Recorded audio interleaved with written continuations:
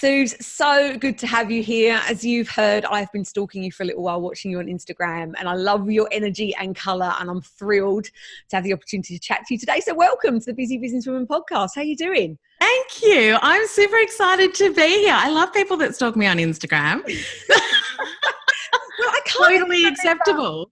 I can't remember how I found you, but I'm really glad I did. I'm kind of thinking it was probably through Kate Toon, and I'm not sure, but I love your energy. I love your colours. You clearly are a branding expert, and it's caught my attention. And then I love your Instagram stories, which I want to talk about more later, so I won't dive into there right now. But you have a fantastic energy about you. I'm really excited to get into a bit about your background and then your area of expertise. So let's jump in, because I reckon you and I are going to talk really, really quickly. So listeners, you may want to slow this down a bit, but we've got a lot to cover. So let's get started. So Awesome. What I want to start off with is, how did you get into business in the first place? And I'm just wondering if your business has evolved over time, or what we see now is what you started out as. No, definitely not. So I have been in corporate for a really long time, and then I kind of got the branding bug when I did a big campaign when I was working in London quite a while ago. In a nutshell, because it's a long story, so in a nutshell is that I ended up just before, like the day before I went on maternity leave, this is back in 2010, there was a social media consultant that came into the corporate that I was doing some work with. Mm-hmm. And she was talking about branding campaigns and recruitment marketing and all of that sort of stuff, because I was in recruitment. And I just remember sitting in that meeting thinking, oh my gosh, like this is what I want to do, which was all the branding, marketing and stuff. And I was a recruitment manager at the time. Yeah. And so 4 months after I had my baby, Sean, my first baby, I contacted that consultant on LinkedIn and basically said to her, she'd been a branding consultant at Deloitte prior to her starting her business. And I said, I'll work for you 1 day a week free of charge if you teach me everything that you know. And so for the next basically year or two, I just sat in on strategy calls with her and her clients where they did like brand strategy and social media strategy and marketing. And I was just her lackey. Like I was on maternity leave just learning. And so when I went back to my corporate job, I said to the CEO at the time, I really think that there's an area here that we're not doing, which was employer branding, which we could be doing for clients. And she said, go and do it. So that was kind of my first, where I built something where it was like, I did all the pricing models, how we were going to go to market, how we were going to run projects, like branding projects. Yep. And so that was kind of how I started. And then I had girlfriends who were on maternity leave, who were like lawyers, marketing managers, like senior in their roles, who were like, I don't want to go back. Like, how do I do this? And so I had just really learned a lot of these skills during my journey of just building a business out from scratch and how you go to market. Like, what are the key things when it comes to building a brand and attracting the type of people you want to? And I just ended up helping them over wine, over like dining room tables. And I just loved it. Like I thought, oh my God, this is so exciting. Yeah. And that's kind of how it started. And they said to me, my mates said to me, you need to do this. Like you need to like get paid to do this.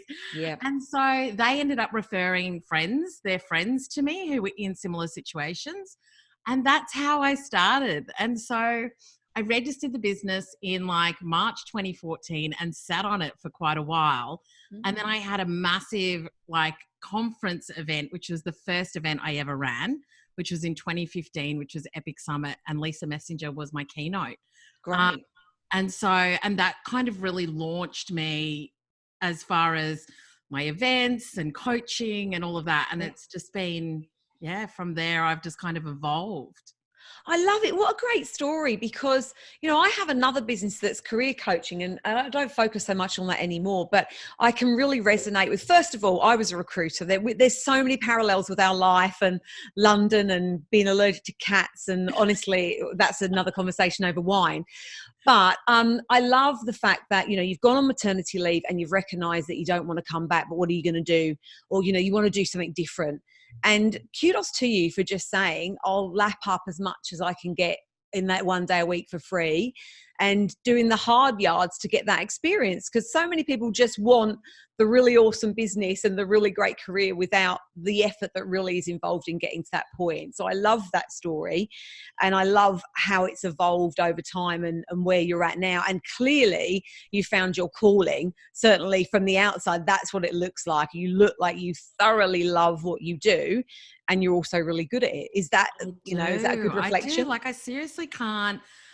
I work with large multinational corporates, doing employer branding still, which I find like really is a whole other kettle of fish. Yeah. I work with women in business, and then I also work with like senior executive CEOs on building their personal brand and being bolder and breaking the mold. And so I work in branding, but across a spectrum of different types of clients. And there is nothing I would rather do. Like, I love it, because I think that people really do want to be different and they really do want to stand out, but they don't know how to. And so breaking that down and understanding what really makes them tick, what makes their audience tick, and how they can really articulate that to me is like, I would do that every day of the week, and I do. So it's amazing and I love it. This could quite possibly turn into a coaching session, you coaching me, because what you've just said there has just taken me back to a time. So I used to work in recruitment, as I said, and I remember when I left and started my business, this was back in 2013. And I'd been in professional services, investment banking, very corporate, suited and booted every day, very dull suits. And never felt like my branding was really who I was. It was just conforming to the environment I was in. And I remember leaving, setting up my business, and going back about 3 months later to meet someone for lunch, and being determined that I would look different because I felt different.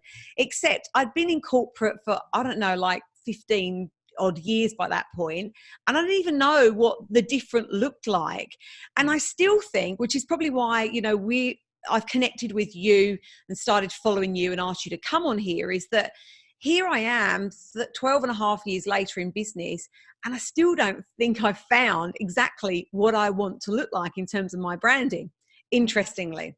So I'm not expecting you to start counseling me, but it's just one of those light bulb moments of, I'm still struggling because that's not my guru space, and maybe I need to get someone to help me. So let's move on to talking more about personal branding. Awesome. Now, as I said, I've been stalking you for a little while, loving your Instagram in particular.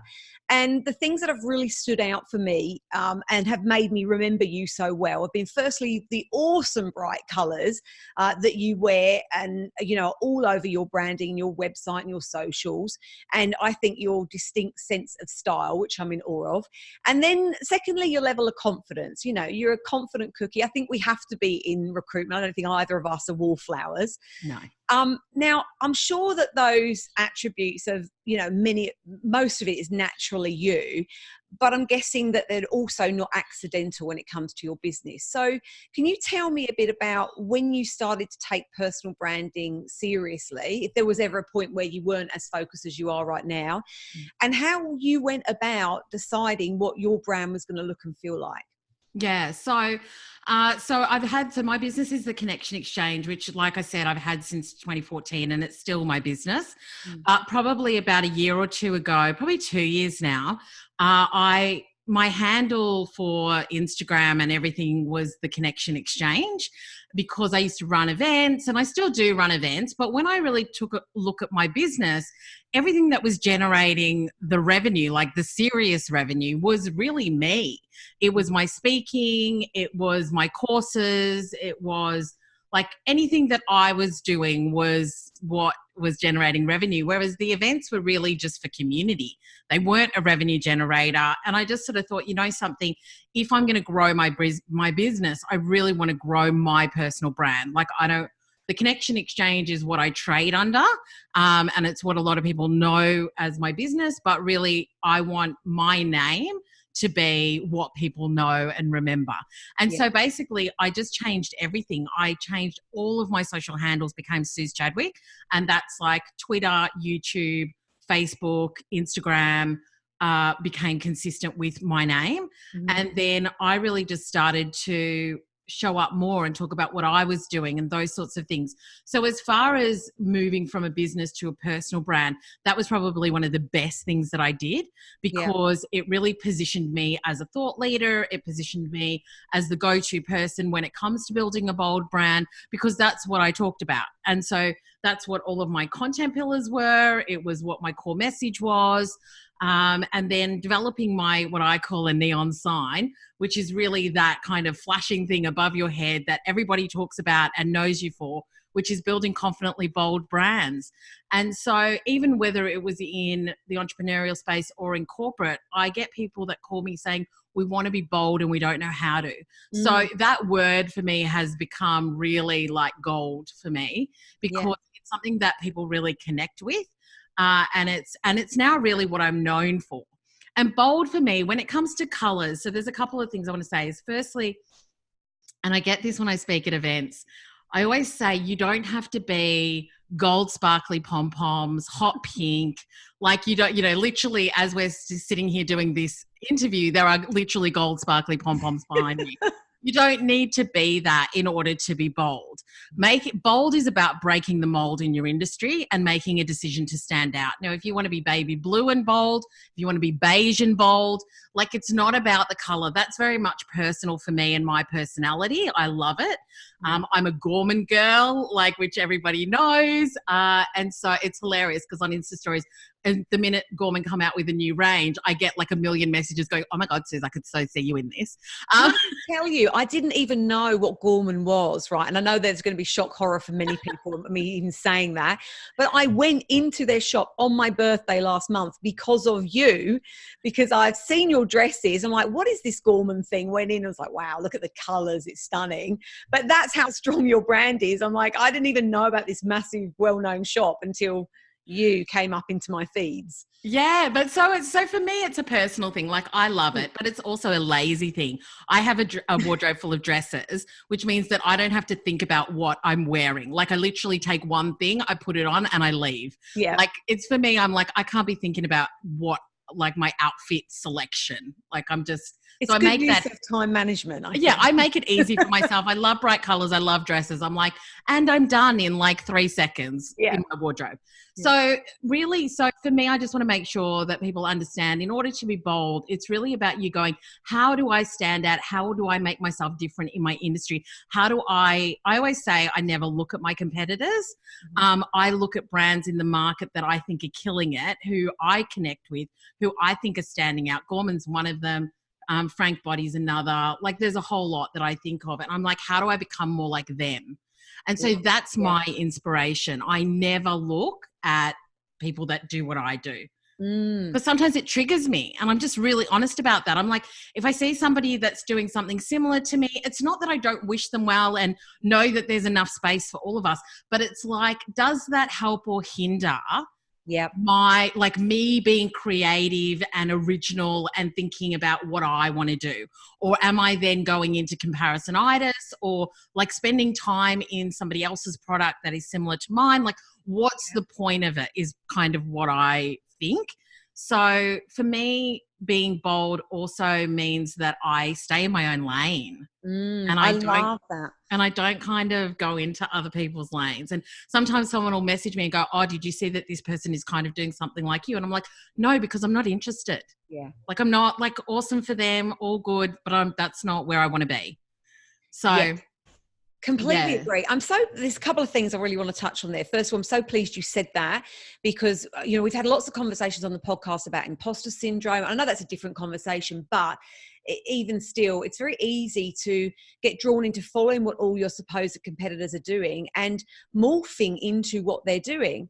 And even another example of this is a program that I used to be a part of as a client. And I realized after a couple of years that I was just starting to do things the way I was doing them because other people in that group were, or that's the way they were teaching to do it. I was like, hang on a minute, I've lost who I am here. I'm just doing things for that reason and not because it's the Faye way. So I love that you said that. And I hope that that's a little bit of a nudge for some of our listeners who may be spending a little bit too much time looking at what other people in their industry are doing. Like you said, find your own lane and really focus on that. Yeah. The other thing I love, which actually took a question out of this podcast and you brought it up, which is gold, was where you said about, being what is bold to you? Because the question I was going to ask is, look, I really connect with your branding and color and your perception of boldness, but I was worried that some people would look at both of us, we're both quite out there in our own ways, and think, well, I don't want to be quite that loud and proud, right? I'm not that outgoing. So where does that leave those people? And you answered that beautifully. Again, it's about finding your own lane, isn't it? Yeah. Love it. And I also think, like, even if you think about, brands like Chanel or, even some of the luxury brands, they're not like bright pink or colorful or gold. They are very classic. And so your brand is really, so this is the other thing, is that brand is about your invitation to your audience to create emotional connection, and your business is the nuts and bolts of how you deliver a product or service. So your brand is not just the look and feel, like it's not just like the colors. It's really about all of everything. It's like the experience. It's about what you talk about. It's about how people feel when they come in contact with you. And so you can make that whatever you want it to be. So even when I work with some clients, we do like a brand sort card, which is, what do you want the experience to be and how do you want people to perceive your brand? And so it can be things like classic, it can be things like trusted, wise, like all of these are the types of words that you might resonate with. And for me, it's bold and colorful and friendly and out there, and but yours will be something different. And so I think it's really about taking the time to go, what is it that I want to be and do, and how do I want people to perceive my business and my brand, and what is the experience that I want them to have when they come in contact with me? And I think a lot of times we don't spend the time to really go deep into what we want that brand to be. And, I just think that that is actually where the gold is. It's what the foundation of your business should be based on, because then, like, how you interact, your products and services, how you go out into the world is all based on that. So on that note, because I completely agree with you, and I'm sure that, there'll be people listening to this driving who wish that they could be writing notes down right now. So I'm just wondering, do you come across a lot of people that when you talk about branding, they're just thinking about the logo of their business? Yeah, 100%. That's what majority of people think it is. And so I'm like on a mission to educate women in business and businesses in general about what they need to be thinking about. And this happens with corporate as well, because the majority of marketing and brand teams in corporate are focused on the consumer brand. Yeah, so they're just looking at one thing. Whereas I look at, what's your corporate brand, what's your employer brand, what's your consumer brand. And so even in small business, you've got to think about, what is my overarching brand? What is my personal brand? What is my customer's experience? And you've got to sort of look at all the different aspects that are the touch points of your business. And I just think that that is something that a lot of people don't look at at all. So I'm sure there's many cogs turning right now for our listeners going, yeah, okay, you're making me feel a bit bad right now, because yes. I don't want to make people feel bad. Not bad. That was wrong choice of words, but you've fueled food for thought, right? On, yes, I've got my logo now, but what else? And you've kind of identified 3 key pockets there that as business owners we need to be across. And I think a lot of business owners are probably only across one, which is their logo. Yeah. And I just think if you haven't done your customer journey, as in really taking a look at what are all the touch points that your customers go through when they find you on Insta, or find you like from Insta to your website, to the contact that you have with them, to the conversations, to whatever it is, like all of the places, how are they experiencing you?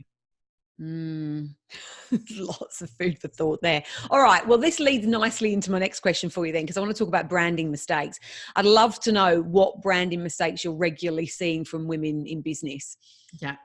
Yeah, so there's a couple of things. One is exactly what we talked about, which is not understanding why they need to grow their brand. And so I always talk about the fact that branding and marketing are very different things, which is brand is the pull and marketing is the push. So for example, if I'm building my brand and I'm giving you amazing content and we're having great interactions and you love me on Insta stories and we just really connect, then you are potentially already looking for how you can work with me. And I haven't marketed at all at you.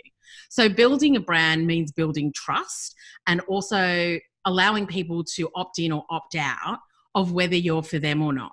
And so, you know, Marie Foley is a great example. She builds her brand all year. She has one product, which is B School, which she launches in February. And so she is not really marketing anything for 11 months. Yeah, she's just building her brand, which is building trust, building her audience, building brand awareness, building her list, those sorts of things, which are not actually triggering a sale at that point in time. So what you need to really think about is, and things that I think a lot of women in business are not looking at, is what is your brand strategy? What are you doing on a regular basis? And podcasting is a great example. What are you doing on a regular basis that is building your authority, that is allowing people to get to know you, like you, and trust you? And how are you bringing them into your fold, so to speak? So that they're already trying to figure out how they work with you before you've even opened something or given them an offer or anything like that. And I do say there are sometimes where I find people online and I just kind of consume everything, and then I go and look for what have they got, like what products and services do they have, what could I potentially do with them, and they've not sold a thing to me. So that is the first thing, is not understanding why you need to grow your brand and really looking at what your brand strategy is. So that would be the first mistake. The second mistake, I would say, is understanding how you build that trust and visibility and understanding that it's the biggest asset. So really starting to take a look at what resonates for me, because not everybody might love Insta stories and maybe that's not where your audience is.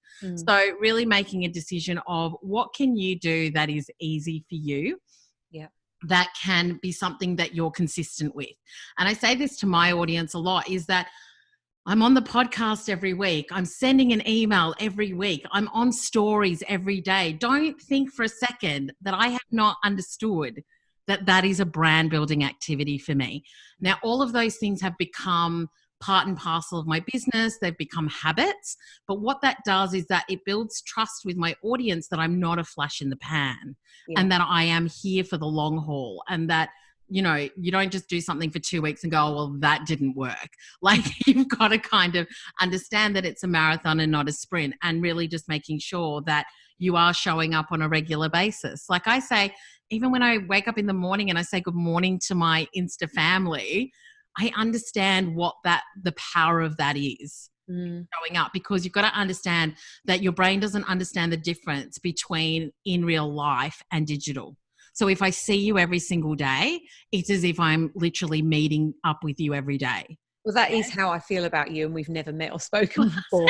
Morning, I'm terrible. I constantly meet people and I'm like, oh my God, have we met? Like, I don't know if we've met or we've not, because I'm like interacting with you all the time. I'm sending DM voice messages, I'm sending videos, I'm watching you on stories. And that is the thing. It's like your brain's like, oh, have we met in real life? I don't know. And so don't underestimate the power of showing up for 15 seconds a day. And the whole thing of people going, I don't have time. I am like, I'm like, lady, you do not have time, or you do not, like, this is something that is not an option. Like, if you are missing an opportunity to, you know, they say that it takes 14 to 18 touch points before somebody buys. You can get through that in 2 weeks. If you, it's like somebody's like, oh my gosh, somebody recommended your podcast. I now watch you on Insta stories every day. I've now seen all the women that are in BBA, blah, blah, blah, whatever else it is. Or I saw you speaking at an event. Like, I'm in. Like, it's been 2 weeks and I'm in, you know. So those touch points nowadays are just not, like, it used to take months to have that many touch points. You can do that. You can nail that in 2 weeks. I love that you brought that up, because I had a conversation with a client yesterday and we were saying how, I think it used to be 7 touch points and now it is more. And I'm glad you quantified that number. But you're absolutely right. Like that 14 to 18 points doesn't have to take months. You can get there really, really quickly. And I had that scenario recently, yesterday, and a lady said to me, she messaged me last night after she'd signed up to work with me to say, I remember listening to your podcast and thinking, I hope one day I work with this lady, and hey presto, here I am. And the touch points were really quite close together, but she felt like she knew me. And as you said, podcasting is a great way to do that. Sorry, did I cut you off the third point? I'm just lapping it all up and loving what you're saying. No, all good. And the last one, I mean, there's so many, but the last one that I kind of had is the focusing on themselves and not their audience. So this is obviously a big one where people are like, I feel really self-conscious. I don't like the way I sound. I don't like the way I look. I don't like this about me. I don't like that about me. And I'm just like, something, sometimes I show up on Insta stories in my pajamas. Like, I am there for a reason. I'll use a filter. Like, seriously, just use a filter. But you've really got to, if you struggle with this and showing up because you're super self-conscious, it's really about trying to shift it in your head that the reason that you're there is not for you. It is for your audience, and it is for what you're wanting to give them, provide them, how you're wanting to connect with them, all of those sorts of things. And I think that when we get out of our own heads and we stop focusing on ourselves, that's when we can really serve our audience and show up in a way that we really want to, because we're like, how can I be of service to you today? How can I share this opportunity or this insight, or just show you where I am and bring you along for the journey? Like, it's about them, it's not about you.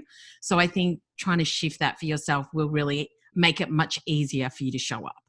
Definitely. And it's also about, recognizing that you don't need everyone to like you. So if you're on Insta in your pajamas and people think, oh, why is she doing that? Then polarize them, get them out, out of your communities, more room for the people that do love you, because we don't need everyone to like us. No.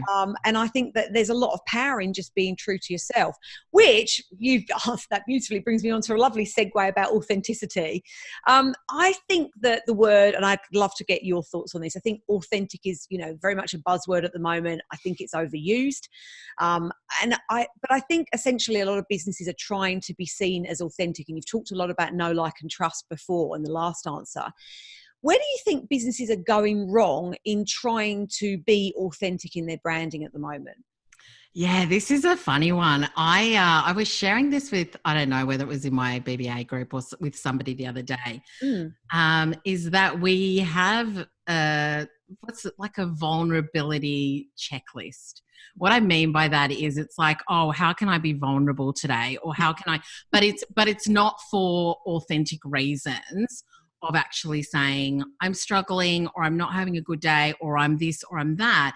It's actually like trying to use it as, I don't even know how to like describe it, but it's like you're actually not being honest when you're doing it. You're just doing it to try and like get people to engage with you. Does that make sense? It's completely. So I was saying to somebody that, your brand story and being honest about where you came from, and, the fact that, maybe you haven't been in it for 5 years, or you haven't been in it for 20 years or whatever. That's okay. Just be honest. But what I don't want you to do is kind of be like, woe is me, or, this is what I'm struggling with, but not in an honest way. You're doing it to get sympathy, or you're doing it because that's what everybody says you should be doing, is being vulnerable. But being vulnerable, if you want to be, being honest about it. So one of my brand values is honesty. And sometimes, like I was saying, I write a caption and I'm like, are you being honest, Suz? Like, is that really transparent? Like, why are you sharing that? Yeah. And so I think really living your values and understanding why you do what you do and being consistent with that is really important as well. And if that's not true to who you are, sharing whatever it is that you're sharing, then you kind of need to call yourself out on it, I think. Yeah. I think that So filter that you've got is great, asking yourself that question, being brutally honest. Because I think people end up seeing through it as well. So the whole vibe of being authentic becomes quite the opposite. yeah. And then people get sick of it and don't follow. So it can really go, against you. So thank you for that. I'm glad that we're on the same page there. Yeah. Now, I'm going to completely change tack. I want to talk about collaboration because I know that you're a queen of collaboration. Me too. I think it's, one of the fastest ways to build a business, can be really lucrative when done well, and finding the right people. How has collaborating with people helped you build your business? Yeah, so I feel like it took me a while to kind of get on this bandwagon, if I'm honest. But yeah, I've definitely connected with and collaborated with a lot of women in business who have got similar audiences to me, but obviously do something different a lot of the time. And it's just been amazing for reaching new people who some may resonate with me, some may not, which is fine. But it's definitely like helped me grow my audience and also just offer my audience something different too, which I think is great. So I think that, you want to build your relationship with your audience, but if you can bring other people in who bring value and who are on brand for you as well, where it's like they'll either challenge my audience, they'll help my audience think differently, they'll bring a new flavor and something different, then it really just enhances like what you're doing as well. And even when I think about this, so Erica, who's the Queen of Confidence, her and I have run events here in Melbourne, and in all honesty, I don't swear when I'm in my business, and she's like the F-bomb queen. But we ran an event together, and she's like hilarious, very saucy about a lot of the things that she does. But I really resonate with her message. And so when we ran an event together, we had like 70 women in the room, and a lot of the feedback was like, it was the two of you together. You're so different, but it was so good. And it brings a whole new kind of energy and flavor and mix into what you do. And even though you're not that person and maybe you wouldn't always like operate with them or like them, it's just, we loved it. Like both of us loved it. And I think we both brought a very different energy to that event. And our audience really, really loved it as well. So I think that when you collaborate, those are some of the benefits of doing it. Definitely. And how good is it when you're a solopreneur or you've got a small team to also find that kind of extended sales and marketing team that you love connecting with that can help you build your business and you have a lot of fun with as well, which it sounds like you definitely did with her. Is this the lady that you're doing an event with soon? I think I keep seeing Confidence Rising. So we've got Confidence Rising 2, and that's happening on the 20th of November in Melbourne at Circa, which is in St Kilda. So we did like a half-day event, which was really only 2 hours after breakfast. And people were just like, it's just not long enough. Yeah. So we're like, all right, we'll do an all-day event. So that's happening in November. But I'm not sure we'll do it again. So this may be the last one. And it's not that we don't love doing it, but, those sorts of events are massive to kind of organize and host. And I have to say, Confidence Rising, which really digs into some of the things that are holding you back. And I feel like as women in business, from my experience, we hold a lot in, like we sit with a lot, we struggle with a lot. And so that event it's heavy. It can be heavy. Yeah. On and then like the whole day of it. Yeah, the topic. So I'm just like, we'll do a full day event. I'm like, I'm not sure we're going to do it again, but let's do this and then let's see. But it sounds awesome. If I was in St Kilda or in Melbourne, I would be there like a shot. It sounds really good. We'll link to it in the show notes as well. Thank you. If anyone's listening now, they can go and check it out before November. Now, I couldn't have you on the podcast without talking about Instagram because I do feel like you are the Instagram ninja. I love watching your stories. I think you do them very well. We've talked about them a few times already. I want to know, though, how effective they are for your business. You've touched on this already, but I'm gathering they must be super effective because you are showing up every single day and you've talked about the consistency. But I want to know about the impact they're having on your business. Instagram stories has been the biggest revenue generator for me in the last 12 to 18 months, I would say. Wow, that's awesome. Yeah. So I'm in a live round of Brand Builders Academy, which is my course. So that's closed. But when I surveyed my audience and even clients that I've had prior to now, a lot of them were like, I've been watching you for months. And Yeah. I knew that I wanted to jump in when it went live, and I've gotten corporate clients from it. I've gotten speaking gigs from it.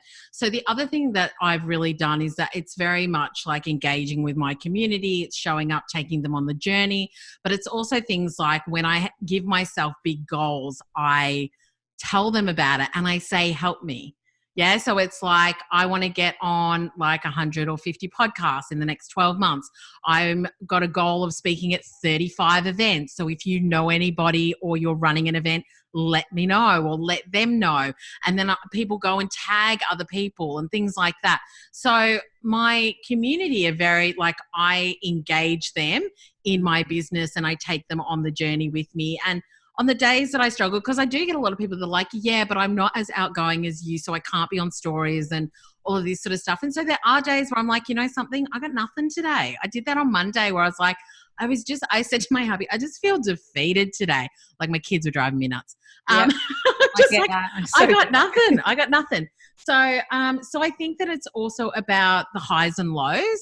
I've got a book coming out, so I'm taking them on that journey. I think that Insta Stories has really allowed me to get personal with my community. And it's, you know, it's kind of the fun and silly stuff as well as the business stuff. Like I share my favorite Spotify tunes and or like it's them getting to know me. Whereas the feed is a bit more polished and, you know, I'm honest, I get a little bit bored with the feed. Well, it's a beautiful feed. But what was interesting last night, like researching for this podcast, is I realized I hadn't really looked through your feed very much ever, but I've watched almost all your stories. Yeah. And I think that that's it. I think that you've got different audiences in different places. Yeah. So I feel like I consume stories way more than I consume in the feed. But the feed, I do try and give more maybe longer form tips and content. Yeah. So I really do think through that as well. I do share like where I am in the journey or what's happening. But then I also do write a lot of content around like maybe 10 tips for building a personal brand. And then I'll break that down into 10 different posts. And I use a lot of my professional photography for that. So I think that the difference is that the feed can be a bit more polished and a bit more in depth, whereas the stories are very much day to day, hanging out with me, coming with me on the journey, like having a bit of fun, that sort of thing. And that's the difference. But I think that that personal stuff in the stories really helps people build a very personal relationship with you when you're not even there. Definitely. That goes back to the point of how you can feel like you've already met someone before and actually you've never met them at all. It's been all online and you've spoken to someone.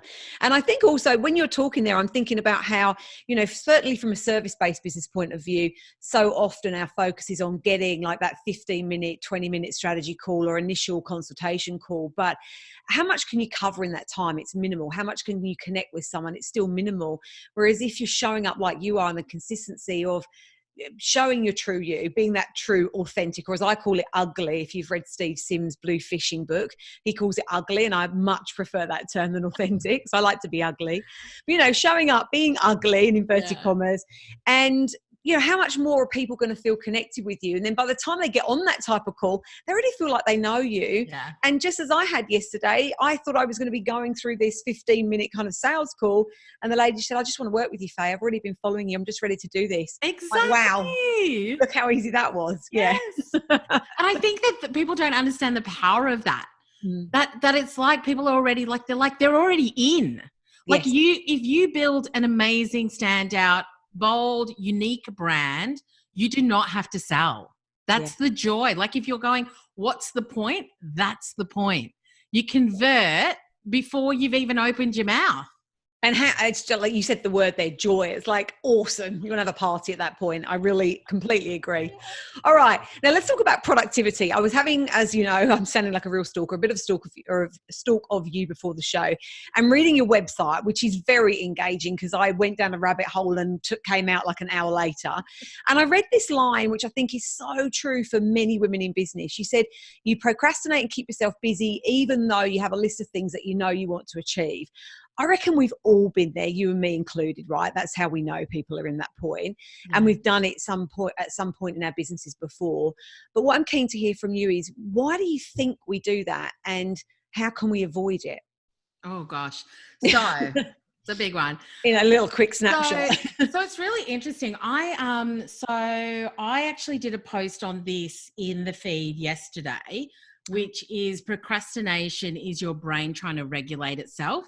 I read that. I did read something in your feed and I loved it. And that's how I knew you were writing a book as well.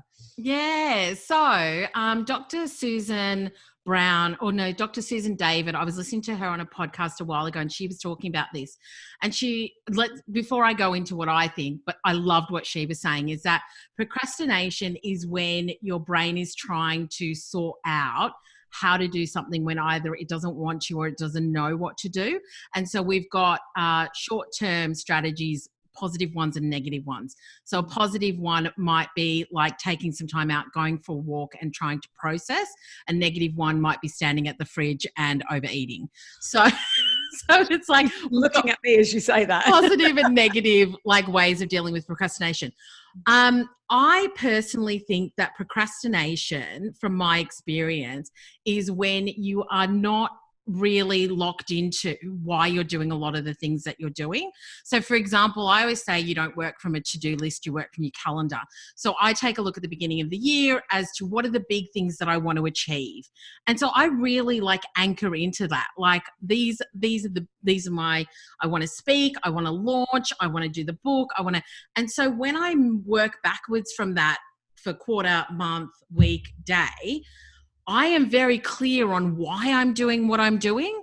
Whereas if you're just working off a checklist or a to-do list, there's not potentially a lot of emotion connected with why you're doing that. So you're like, well, if I don't do it, who cares?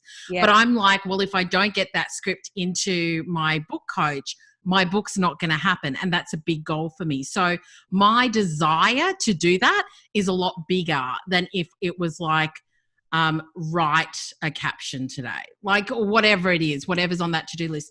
So I think that procrastination can sometimes come up, and don't get me wrong, we all go through it. Yeah, I've got my faff days. I call them faff days, but I also am really conscious of those behaviors, what could put me into that behavior. Like if I have a challenging day with my kids and I feel defeated, I might have a faff day because emotionally I'm not on top of things. But majority of the time, I'm trying to look at why do I need to do it? What is the big goal for what this is contributing to? And what is that going to give me? So it is a very personal thing as well. And so I sort of say to my community, anchor into your big vision and why you're here and why you're doing what you're doing, because that will drive you to do the things that sometimes you don't always want to do, but you know that if you do them, you're going to achieve that bigger goal. And so that's how I sort of look at procrastination and trying to get out of it. I love it. It's a great viewpoint. And I agree with you. I think it's really important to know your why, know what your purpose is, the bigger vision of why you're in business, because it generally isn't money or to plow through the to-do list. There's a bigger pull factor of why you're doing what you're doing. But I think sometimes, and that's probably a whole nother podcast, answering that question is a big challenge for many people. And they're just stuck in the day-to-day doing and plowing through, checking things off on a to-do list. And as you say, there's generally nothing sexy about staring at a to-do list. It isn't the most, yes, I can't wait to get through that piece of paper. But the bigger vision is what keeps you pulling and coming back to it.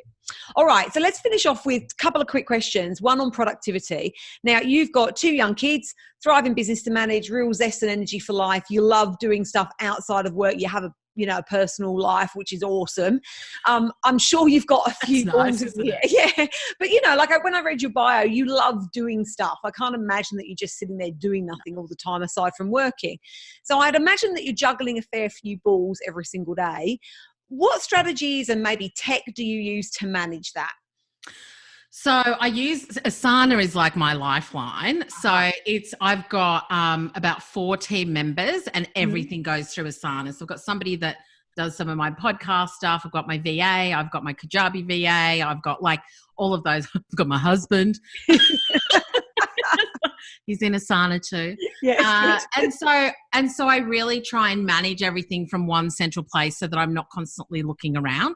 Yeah. Then the other thing I do is that I do switch off my emails and my socials during specific times so that I'm not reactive, but I'm very proactive on what I've got going on in the day. Yeah. And so that really, you'd be amazed how much time that saves you not being reactive. And then once again, I do really plan from, I'm literally looking up, I've got 2 big calendars on my walls, which are very specific around what's coming up, what I'm doing, what I need to be focusing on. And so as far as planning goes, I know what's coming up for the week, and I just try and stick to it and try not to get too distracted with stuff. And I think that it is very much it's a strength and a habit that you build as to how you do that. And the other thing is that I'm very scheduled. So Monday, Tuesdays and Fridays, I do a lot of corporate work.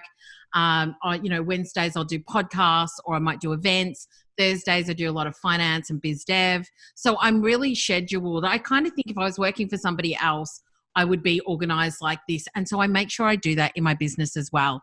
Yeah. As far as the kids and the family go, my husband is like Mr. Mum. He, I am kind of the ambitious, crazy cat in the family.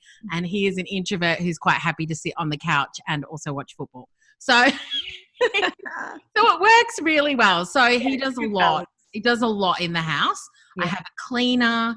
I've built my life in a way that really works for me. And so I enjoy what I do, and I'm productive in the time that I do it.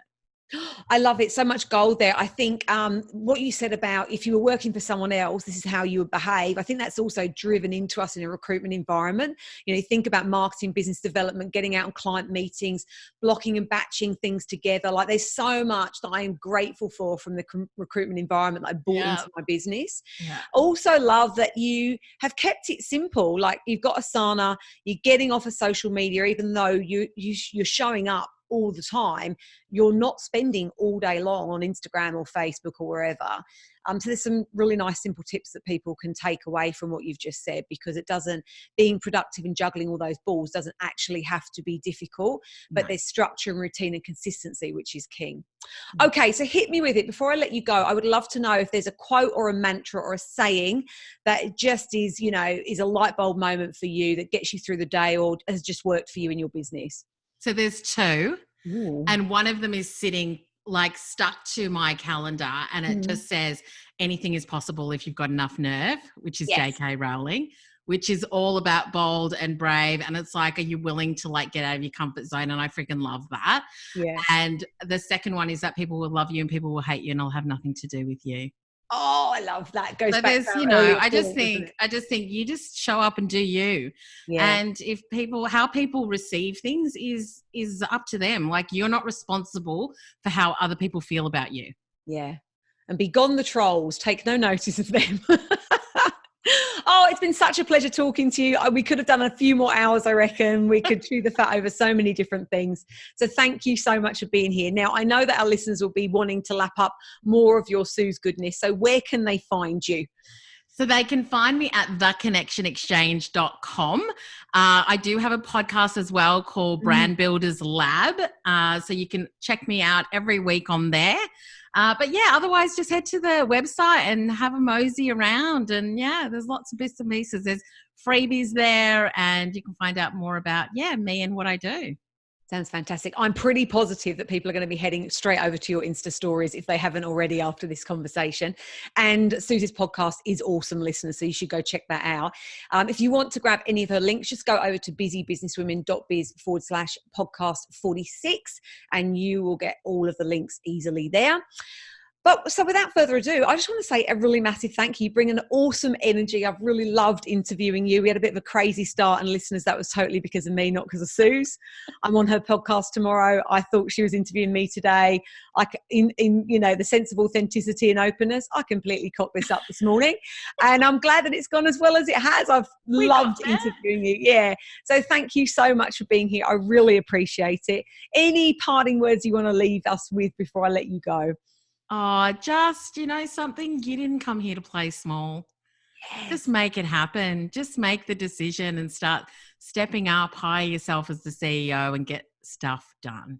Oh, we need hours more because you just said hire yourself as the CEO. And I'm like, oh, we didn't even go there. Thank you. Be bold. I love it.